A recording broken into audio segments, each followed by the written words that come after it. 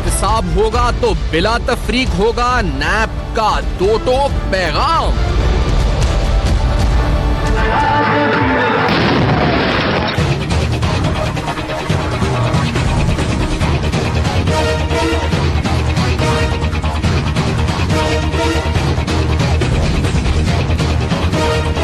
बदउन्वान अनासिर के खिलाफ शिकंजा, सख्त अहम तरीन मराहिल। इंतखाबात, एहतसाब और सियासी मसलहतें, क्या खदशात दुरुस्त। अस्सलाम वालेकुम। पस पर्दा हकाइक सनसनीखेज इंकशाफात प्रोग्राम बेनकाब में हूँ आपके साथ सैफान खान। अब क्या एहतसाब का अमल, एहतसाब का शिकंजा, नैब और FIA की कार्रवाइयाँ जिसके अंदर चंद मुबैना तौर बदउन्वान और चंद लोग ऐसे जो कि कन्विक्ट होकर बदउन्वान डिक्लेयर हो चुके हैं, वो लोग जिन्होंने मिसयूज ऑफ अथॉरिटी यानी इख्तियारात का नाजायज इस्तेमाल किया हो या अपने असासे नाजायज तरीके से एसेट बियॉन्ड मीन्स करे बनाए हों, या इसके अलावा वो लोग जो इस वक्त अपने कर्जे माफ करवाए हों, उन्होंने गैर कानूनी तरीके से सियासी असरो सूख से या किसी और तरीके से उन्होंने अपने असासे अपने कर्जे अहम तरीन मामलात में जो है माफ करवाए हों। तो ये जो नैब का शिकंजा है कितना सख्त है, बहुत से अहम सवालात हैं। माजी में गुज़श्ता जो कार्रवाइयाँ रही हैं, जो पिछले कुछ सालों में, पिछली दिहाई में हमने देखी हैं, उसको सामने रखते हुए मौजूदा हालात में क्या वाकई में जो इस वक्त अकाउंटेबिलिटी ड्राइव है ये अपने रिजल्ट्स अचीव कर सकेगी, या लास्ट टाइम की तरह या पहले जैसे होता रहे सियासी मसलियत का शिकार हो जाएगी। इससे पहले कि इस सवाल को और इसके दीगर पहलुओं को मजीद उजागर करें और आलमी हालात के तनाजुर में इस समझने की कोशिश करें, आज चेयरमैन नैब की स्टेटमेंट जरा सुनते हैं। पहले जो चेयरमैन नैब ने आज एहतसाब के अमल और इसका दायरा वसी होने के हवाले से अहम और दो टोक स्टेटमेंट दी है। Let's hear this first. कोई किस ओहदे पर फायज रहा या कोई किस ओहदे पर काम कर रहा है, एहतसाब होगा तो वो बिला तफरीक होगा या फिर नहीं होगा। ऐसा नहीं होगा कि बात जो है वो हवालदार, थानेदार या पटवारी से शुरू होगी। अब बात ऊपर से शुरू होगी और वो अरबाब इख्तियार जो इनके ज़िम्मेदार हैं, सबसे पहले बास पुरस उनसे होगी कि आपने इतना लैटिट्यूड क्यों दिया कि नीचे से करप्शन का पौधा न सिर्फ पनपता रहा बल्कि अब वो एक कदावर दरख्त बन चुका है। तो ये तो पॉलिसी स्टेटमेंट हो गई, लेकिन जो कार्रवाइयाँ हम इस पर देख रहे हैं जिसके अंदर अक्रॉस द बोर्ड है, क्योंकि जनरल मुशर्रफ साहब के जो साहबजादगान हैं या उनके हवाले से एसेट बियॉन्ड मीन्स का केस हो, मोनस इलाही हो, या इसके अलावा अलीम खान और पाकिस्तान तहरीक इंसाफ के नवाज शरीफ साहब का अपना खानदान, या पंजाब की 56 कंपनीज हो, या इसके अलावा अहम तरीन मामला सूबे सिंध के हों, तो ये हम देख रहे हैं कि अक्रॉस द बोर्ड कार्रवाई हो रही है। लेकिन क्या इंतखाबात के बाद भी जारी रहेगी, नहीं रहेगी, ये बड़ा अहम सवाल है। लेकिन उससे पहले इंतखाबात के हवाले से उठने वाले वो खदशात जो सियासी जमातों की जानिब से कि धांधली हो जाएगी, लेवल प्लेइंग फील्ड नहीं है, ये नहीं है, वो नहीं है, जो DG ISPR की तरफ से कैटेगोरिकली इस पे कहा गया, ये भी जरा सुन लेते हैं एक बार फिर से, ताकि एक टोन सेट हो कि आगे होने क्या जा रहा है। Let's hear this also. जहाँ पे कहीं बेज़ाब्तगी अफवाज पाकिस्तान के नुमाइंदे उसको देखते हैं या महसूस करते हैं, तब भी अफवाज पाकिस्तान के नुमाइंदे ने इलेक्शन कमीशन ऑफ पाकिस्तान को ही इंडिकेट करना है। वो अफवाज पाकिस्तान को कोई अथॉरिटी नहीं है कि वो उस अमल को सीधा करने के लिए खुद इन्वॉल्व हो जाए। अगर कोई बेज़ाब्तगी आपने भी नोट की या अवाम ने नोट की या हमने नोट की, तो इसकी जो इंडिकेशन है वो इलेक्शन कमीशन ऑफ पाकिस्तान के ज़रिए ही की जाएगी और उन्हीं का ये जिम्मेदारी होगी कि उसको ठीक करें। तो ये तो हो गई अहम तरीन स्टेटमेंट्स, इनको आप पॉलिसी स्टेटमेंट्स कह सकते हैं। डॉक्टर अताउर रहमान साहब हमारे साथ लंदन बरतानिया से मौजूद होंगे। आज आप लिखते भी हैं, तज्जिया भी देते हैं, है तो साइंसदान, लेकिन इन्होंने लिखा है जी कि जो पैसा लूट के पाकिस्तान से बाहर गया है, जिस तरीके से बाहर गया है उसको वापस लाकर ही मुल्क के हालात बदले जा सकते हैं। तो उनसे इस बारे में बात होगी। ब्रिगेडियर रिटायर्ड मुसद्दिक अब्बासी साहब स्टूडियो से मेरे साथ मौजूद है, कराची में साबिक DG नैब हैं और अकाउंटेबिलिटी के हवाले से काफ़ी सालों तक आप एक्सपीरियंस नैब में कर चुके हैं। मुसद्दिक साहब, पहले आपसे पूछना चाहूँगा कि ये जो MBS मॉडल यानी मोहम्मद बिन सलमान मॉडल की बातें हो रही हैं, सऊदी स्टाइल के, यहाँ लोगों को पकड़ के जिन्होंने बदउनवानी की है, इख्तियारात का नाजायज इस्तेमाल किया है, एसेट बियॉन्ड मीन्स करें इस पर या कुछ भी किया है, उनको पकड़ के उनसे रकम रिट्रीव कराई जाए, कर्जे जैसे जो लेके भाग गए, जो चीफ जस्टिस ने जिस तरह करा है। क्या आपको लगता है वो मॉडल अप्लाई हो रहा है पाकिस्तान में और उसकी क्या प्रिकॉशंस हैं? क्योंकि आप 99 जो शुरू से नैब में रहे हैं, आपको लगता है कि क्या प्रिकॉशंस है जिसके साथ चलना चाहिए आगे मामले को? मेरा ख्याल है, थैंक यू वेरी मच, बिस्मिल्लाहिर्रहमानिर्रहीम, कि वो मॉडल यहाँ पे इसलिए अप्लाई नहीं हो सकता कि पाकिस्तान एक डेमोक्रेटिक मुल्क है और इसका एक सिस्टम बड़ी हद तक मैच्योर हो चुका है जमहूरियत का। सिर्फ ज़रूरत इस बात की है, इस अमर की है कि हमारे अपने जो प्रोसेसेस हैं उनको हम एक्सपीडाइट करें। जिस तरह FATF की जो रिकमेंडेशन है, अगर उसमें देखें उन्होंने दो चीज़ें बड़ी सख्ती से पॉइंट आउट की हैं। जो फाइनेंशियल एक्शन जो टास्क फोर्स है उसने, और अगर आप इशरत हुसैन साहब की किताब गवर्निंग ऑफ अनगवर्नेबल पढ़ें तो उसमें उन्होंने बड़ी अच्छी तरीके से पॉइंट आउट किया है कि हमें हमारे कहाँ पे इस मामले में हमने इक़दाम करने हैं। इसमें दो चीज़ों को ठीक करना होगा, एक प्रोसिक्यूशन को ठीक करना होगा और एक आपको अदलिया को एक्सपीडाइट करना होगा अपने प्रोसेस को। प्रोसिक्यूशन के सिस्टम को जब आप ठीक करेंगे तो उसमें फिर आपका नैब, आपकी पुलिस, आपका FIA, आपका ACE, आपका FBI, आपका SCCP, state bank of Pakistan and PPRA, ये वो सारे स्टेट के ऑर्गन्स हैं जिनको आपने ट्रांसपेरेंट और मेरिट के ऊपर इनको काम करना होगा। इनको वो स्ट्रेंथ देनी होगी, इनको पॉलिटिकल विल देनी होगी। जब इनके अंदर वो स्ट्रेंथ आएगी तो ये जितने भी केसेस होंगे करप्शन के, देखें इस वक्त मुल्क में तकरीबन 8 से 10 अरब की डेली करप्शन होती है। अगर आपको याद हो 7 से 8 अरब रुपए की करप्शन का एस्टिमेट 2012 में दिया गया था, चेयरमैन नैब ने दिया था और उसको बाकायदा क्वालिफाई किया गया था कि कौन कौन से सेक्टर हैं जहाँ पे ये करप्शन होती है। मैं तो यहाँ तक कहता हूँ कि लूटा हुआ अगर पैसा नहीं भी आ सकता, आज से अगर इस मुल्क में करप्शन को बंद कर दिया जाए मुकम्मल तौर पर, तो इसके हालात कुछ अरसे बाद 5 या 8 या 10 साल में बहुत हद तक तब्दील हो सकते हैं। दूसरा जो जुडिशल सिस्टम है, ये तो प्रोसिक्यूशन का सिस्टम है जिसे FATF ने पॉइंट आउट किया है कि ये आपका वीक है।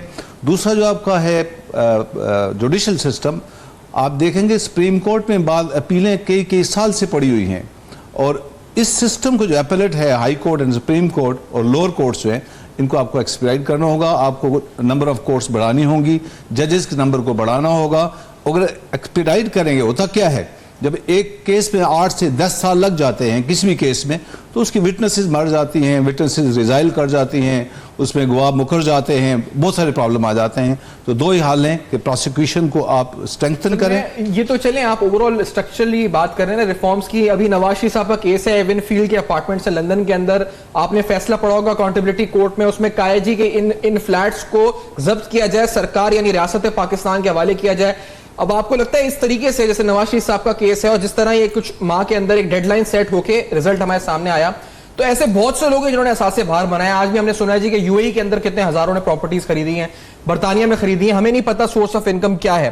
तो इनको रिट्रीव या इनको वापस लाने के लिए फिर क्या सरकार को, रियासत को कोई काम शुरू कर देना चाहिए, क्या होना चाहिए सिलसिले में? इसका तरीका वो ये है कि आप जब देखें, जब आप हाई कोर्ट से केस को फाइनलाइज करेंगे और सुप्रीम कोर्ट से जब भी केस फाइनल होगा, फॉर एग्जाम्पल UK में केस जाता है तो वो कोर्ट्स ऑफ जो किंग्स ऑफ कोर्ट्स हैं वो वहाँ पे सिर्फ ये अपील जब ये डिसीजन चला जाएगा तो क्या करेंगे, वो देखेंगे क्या सुप्रीम कोर्ट ऑफ पाकिस्तान ने एक डिक्री पास की। वो ये नहीं वहाँ पे कि इंक्वायरी शुरू कर देंगे आया करप्शन हुई या नहीं। अगर सुप्रीम कोर्ट ने वहाँ एक डिसीजन फाइनल कर लिया और उन्हें उसमें ऑर्डर को वैलिडेट कर दिया कि हाँ उस जायदाद को कुर्की किया जाए, तो वो फौरन वो ऑर्डर पास कर देंगे। बिकॉज जो भी सुप्रीम कोर्ट्स के या कोर्ट्स के डिसीजन होते हैं एक मुल्कों के, वो हमेशा दूसरे मुल्कों के अंदर उनको एक्नॉलेज किया जाता है। तो तरीका यही है कि हमारे जो जुडिशल सिस्टम है उसको एक्सपीडाइट किया जाए और इसी के थ्रू बाकी मुल्कों में अप्रोच किया जाए और जो ये असासे हैं इनको रिकवर किया जाए। बाकी जब तक MOU नहीं होगा किसी मुल्क के साथ तो वो नहीं, बायलैटरली आप नहीं कर सकते। लेकिन तो आप नहीं कर सकते सर, ये आप नैब में खुद रहे, इस वक्त हमने देखा है कि केसेस 99 के अंदर जब जनरल अमजद साहब थे स्टार्ट हुए, उन्होंने भी ये ड्राइव इस तरह शुरू करी थी, ऐसे लोगों को पकड़ा, हमने देखा मईशत पर भी इंपैक्ट पड़ा था, फाइनेंशियली काफी हद तक चीजें रुक गई थी, इन्वेस्टमेंट्स नहीं हो रही थी। फिर उसके बाद खालिद मकबूल साहब आए और फिर हमने देखा कि वो तमाम मामला जो थे वो खत्म हुए या वो लोग सियासी इलेक्टेबल्स बन गए, फिर इलेक्शन में आ गए। और ये हमने यानी पिछली दिहाई 99-2000 की बात बता रहे हैं, 15-20 साल पहले के, उससे पहले भी हम देख चुके हैं ऐसे मामला। तो इस दफा नैब जो कर रहे हैं, आप सेटिस्फाइड हैं कि सही हो रहा है? मैं जी बिल्कुल अल्हम्दुलिल्लाह अक्रॉस द बोर्ड नैब, आपने देखा होगा कि उन्होंने ये नहीं किया कि एक पार्टी को विक्टिमाइज किया तो दूसरी को छोड़ दिया, दूसरी को पकड़ा तीसरी को छोड़ दिया। अक्रॉस द बोर्ड, चाहे वो पॉलिटिशियंस हैं, चाहे वो ब्यूरोक्रेट्स हैं, चाहे वो बिजनेसमैन हैं, चाहे वो कॉन्ट्रैक्टर है, अक्रॉस द बोर्ड नैब हर एक के खिलाफ प्रोसीड कर रही है अल्हम्दुलिल्लाह। और अगर इसी स्पीड के साथ और इसी रिदम के साथ और इसी जज्बे के साथ और इसी अक्रॉस द बोर्ड अगर नैब अपना काम करती रही, बल्कि मैं तो कहूँगा इसमें FIA भी इन्वॉल्व होना चाहिए, ACE भी इन्वॉल्व होना चाहिए, बेबहा वहाँ पे स्ट्रेंथ है, वहाँ बेबहा लोग एक्सपर्ट बैठे हुए, तो आई थिंक इस मुल्क से ये जो करप्शन की लानत है इसको बड़े हद तक कम किया जा सकता है। अच्छा, एक ब्रेक लेते हैं, इस ब्रेक के बाद आते हैं तो डॉक्टर साहब भी कोशिश करेंगे साथ हो, उनसे लंदन से इस वक्त हम लेंगे तो कोशिश करेंगे वो साथ हो, उनसे बात हो सके इस बारे में और दीगर हवालों से। ये आखिरकार रियासत पाकिस्तान, ये पैसा जो अगर पाकिस्तान से गैर कानूनी तरीके से गया या वो पैसा जो कि मुबैना तौर पर बदउनवान अनासिर पाकिस्तान से बाहर लेके गए, इसको वापस लाकर पाकिस्तान में मईशत की बेहतरी के लिए किस तरह इस्तेमाल किया जा सकता है, हम करेंगे बेनकाब। मेरे साथ रहेगा इस ब्रेक के बाद।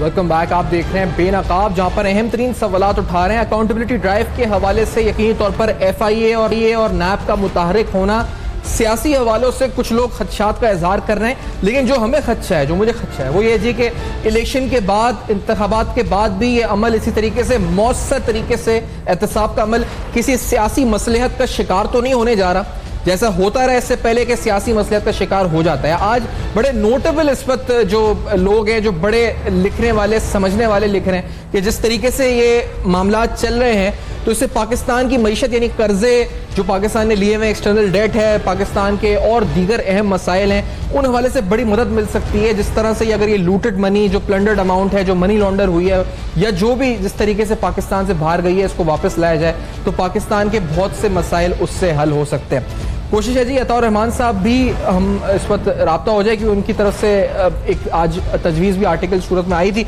मुस्तफा इकबाल साहब, ये बात कि सियासी तौर पर जो लोग उंगली उठा रहे हैं इस वक्त इस अमल के ऊपर, वो जाहिर बात है परेशान है, सबके मामलात खुल रहे हैं और वो उनके बारे में बताया जा रहा है कि किसने कितना फायदा उठाया, किस जमात में, भले किसी भी जमात में हो। उनके खदशात जो सिलेक्टिव अकाउंटेबिलिटी या विच हंटिंग के हैं, आपके नजदीक क्या वो दुरुस्त है, वो गलत है, और गलत है या दुरुस्त है तो क्या वजह है उसकी? मुस्तफा साहब, बात यह है कि ये 21वीं सदी है और अगर आप देखें तो इलेक्शन में जो लोग इलेक्शन कंटेस्ट कर रहे हैं वो वही लोग हैं जी, तकरीबन 90-95% वही लोग हैं, उसी फैमिली के लोग हैं। तो ऐसे एक स्टेटमेंट दे देना कि इसको विक्टिमाइज किया जा रहा है तो ये बड़ा आसान है, क्योंकि हर बंदा इलेक्शन से पहले कोई ना कोई ऐसी थ्योरी, कोई ना ऐसी कॉन्स्पिरेसी घड़ना चाहता है कि जब इलेक्शन के बाद गिरे तो किसी ज़मीन पे ना गिर जाए, बल्कि किसी चीज़ के ऊपर गिरे, वो किसी थ्योरी के ऊपर गिरे, किसी अदारे पे गिरे या किसी और ऐसी बात के ऊपर गिरे कि वो जस्टिफाई कर सके कि मेरे हारने की वजह असल ये है। ये हमेशा पाकिस्तान में मैंने फातिमा जना का और अयूब का इलेक्शन भी देखा और आज तक यही मैं देखता आया हूँ, हर इलेक्शन से पहले इस तरह की थ्योरीज बनती हैं।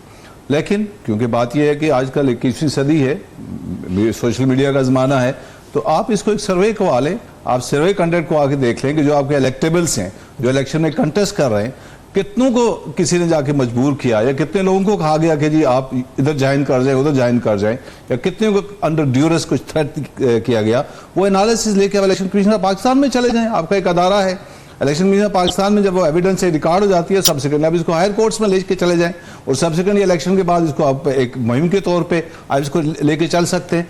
बाय मेयर ऐसे कह देना कि जी ये ऐसे हो रहा है और वैसे हो रहा है, आई थिंक पब्लिक को ये चीज़ें खरीदनी नहीं चाहिए, इनको बाय नहीं करना चाहिए, हमें मेरिट पे जाना चाहिए।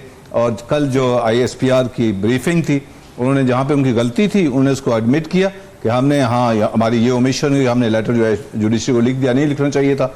बाकी जितनी भी चीज़ें ISPR ने कही हैं, मेरा ख्याल है वो बिल्कुल अक्रॉस द बोर्ड उन्होंने बिल्कुल सही बात कही है और हमें उसको वजन देना चाहिए।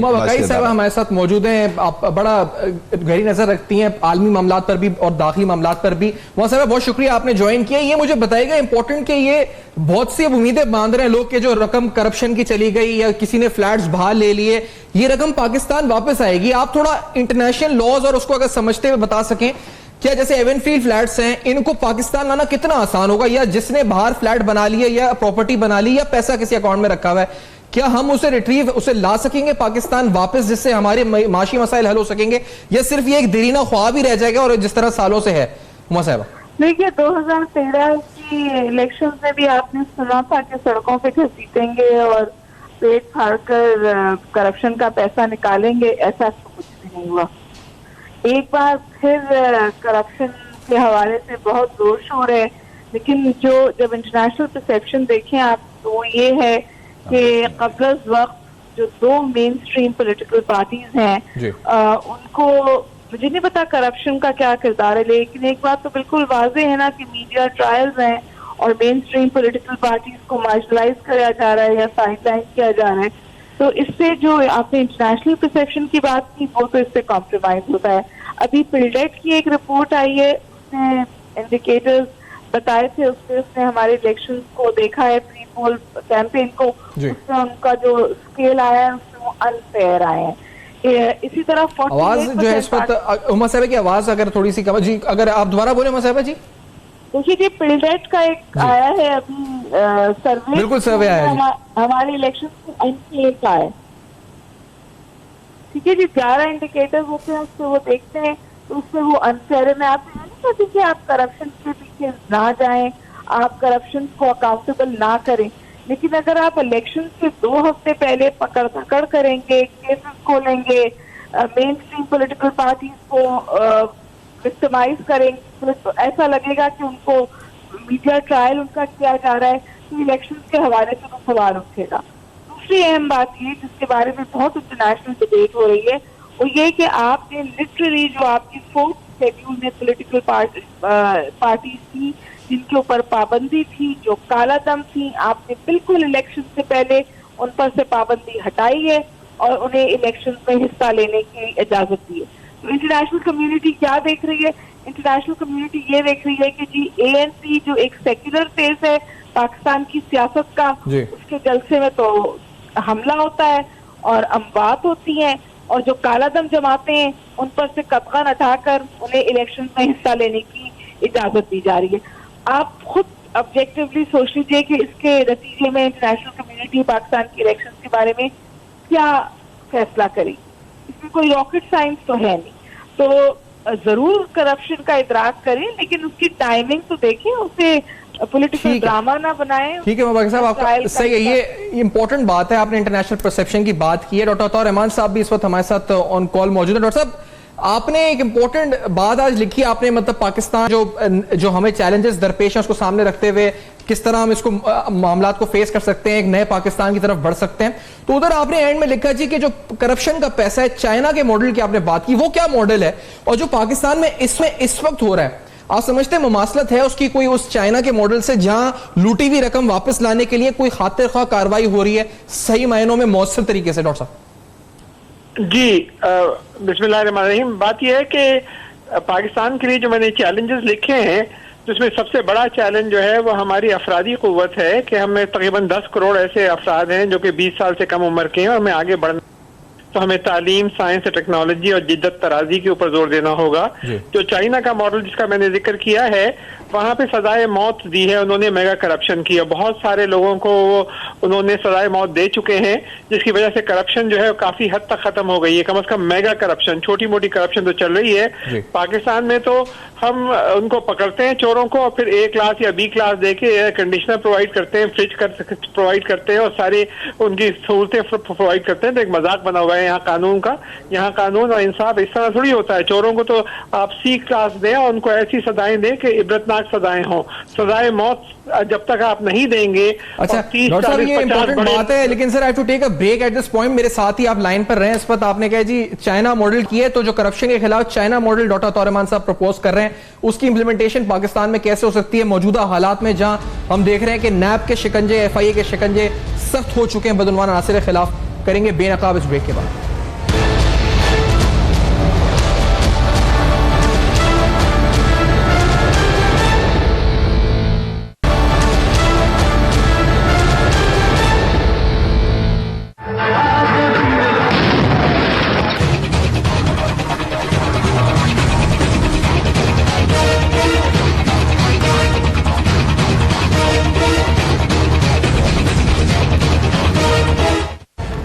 Welcome back. आप देख रहे हैं बेनकाब अहम तरीन सवालात पाकिस्तान में जिस पर दरपेश चैलेंजेस हैं, और फिर 25 जुलाई के बाद ये एहतसाब का अमल क्या होगा। FIA देखें, NAB देखें, मुतहर्रिक है इस वक्त। बड़े अहम तरीन नाम जिनके बारे में हम सुनते थे उनके खिलाफ अब कार्रवाइयाँ हो रही हैं, अकाउंटेबिलिटी ड्राइव हो रही है। सुप्रीम कोर्ट अहम तरीन मामला इस पर टेकअप कर रहा है और जिनको मंतकी अंजाम तक लेके जा रहा है। डैम्स का मामला हो, अहम तरीन मामला हो, उनके हवाले से हम पेशरफ देख रहे हैं इस मुल्क के अंदर। और इस पेशरफ को सामने रखते हुए और माजी को सामने रखते हुए आगे बढ़ने की सोच क्या होनी चाहिए। डॉक्टर अताउर रहमान साहब और ब्रिगेडियर मुसद्दिक अब्बासी साहब प्रोग्राम में साथ मौजूद हैं। साबिक ब्रिगेडियर मुसद्दिक साहब और अताउर रहमान साहब एक बड़े मशहूर साइंसदान हैं और कॉलम नवीज भी, कॉलम भी लिखते हैं। डॉक्टर साहब, ये मुझे बताइएगा सर कि चाइना मॉडल की आपने बात करी, यानी आप ये कह रहे हैं कि बंद कर दें, कैद कर दें लोगों को, उसके बाद जो पैसा है वो उनसे निकाल के उनसे वापस लाएं, उनसे कह जी वापस करें। यानी ये मोहम्मद बिन सलमान जो अभी सऊदी अरब में हमने देखा, ये वो वाला मॉडल है उसी जैसा, या कुछ अलग है जो आप कह रहे हैं डॉक्टर साहब? देखिए, सिर्फ चाइना में ही नहीं बल्कि इंडोनेशिया में, थाईलैंड में, मोरक्को में, ईरान में, नॉर्थ कोरिया में, लेओस में और दूसरी दुनिया के बहुत सारे ममालिक में और दूसरे ममालिक में मेगा करप्शन पर सजाए मौत की सजा है। अच्छा। इंडोनेशिया में 130 लोगों को सजाए मौत दी जा चुकी है। अगर ये कानून वहां पे आ सकता है और वो मेगा करप्शन को कंट्रोल कर सकते हैं इस तरीके से, तो पाकिस्तान में ये कानून क्यों नहीं आ सकता? खास तौर पे जब पूरा मुल्क गर्क हो गया है करप्शन की नजर, तो हमें यकीनन कानून बदलना पड़ेगा। और इन लोगों को फिर जो मौजूदा सिलसिला है कि नैब जो है वो प्ली बार्गेनिंग करती है कि पहले 10 अरब रुपए चोरी किए, फिर 2 अरब रुपए वापस लेकर उनको छोड़ दिया, वो बिल्कुल नहीं होना चाहिए। ना इसकी कहीं दुनिया में इजाजत है इस तरीके से जो पाकिस्तान में करप्शन की छूट देने के लिए हमने इस तरह की प्ली बार्गेनिंग। एक बात मुझे बताएगा, यानी आप ये कह रहे हैं कि प्ली बार्गेनिंग के जरिए पैसे वापस ना ले, यानी अभी अगर नैब किसी को पकड़ रहा है तो फिर उनसे पैसे किस तरह ले? यानी उनको सजाए मौत दें, फिर सजाए मौत के बाद फिर एक सजा ये भी दें कि पैसे वापस करें, क्या करें? यानी प्ली बार्गेन नहीं तो दूसरा रास्ता क्या आप तजवीज कर रहे हैं? आप ये कर सकते हैं कि आप सजाए मौत दें और अगर वो पैसे सारे वापस देते हैं तो उसको उम्र कैद में तब्दील कर दें, लेकिन ये नहीं करें कि आप उनको बिल्कुल छोड़ दें, वरना तो फिर एक रास्ता खुल जाता है। ये जो सिलसिला कर रखा है तो आप सजाए मौत दें, अगर वो सजाए मौत के अगेंस्ट वो सारे पैसे वापस करते हैं तो उसको उम्र कैद दें, और वो भी C क्लास उम्र कैद दें। ये नहीं कि आप उनको एयर कंडीशन कमरों में आपने ठहरा रखा है और सारी बरात दे रखी है। ये जो है ये सिर्फ मजाक बना रखा है आपने इंसाफ का, इस तरह नहीं होना चाहिए। और आप दूसरे चाइना ने किस तरीके से अपनी मेगा करप्शन को कंट्रोल किया है, किस तरीके से मोरक्को में हुआ है, इंडोनेशिया में हुआ है, थाईलैंड में हुआ है, बहुत सारे ममालिक के मिसाल है। पाकिस्तान में सिर्फ आजादी दे रखी है आपने और खाली इंसाफ के नाम पर आपका वो तो दे देते हैं एक जो। लेकिन डॉक्टर साहब एक और सवाल इसमें ये है कि डॉक्टर साहब ये आप जो कह रहे हैं ठीक है, बिल्कुल सही तजवीज है, लेकिन इससे पहले माजी के अंदर जब जनरल मुशर्रफ साहब थे, जनरल अमजद साहब को उन्होंने DG नैब लगाया, चेयरमैन नैब लगाया, उन्होंने भी ऐसे ही किया, बड़ा सख्त इस वक्त मामलात हुए। लेकिन उसके बाद उन्हीं नामों को फिर किसी ने पीपल पार्टी पैट्रियट्स बना दिए, तो कोई मुस्लिम लीग काफ में चला गया, सियासी मसलियतें आ जाती डॉक्टर अताउर रहमान साहब। उसके बाद यानी वो नाम जो उनको सजाएं मिलेंगी उनके खिलाफ उनके बजाय पैसे रिट्रीव करने के उनके जरिए सियासी फायदे उठाए गए माजी में।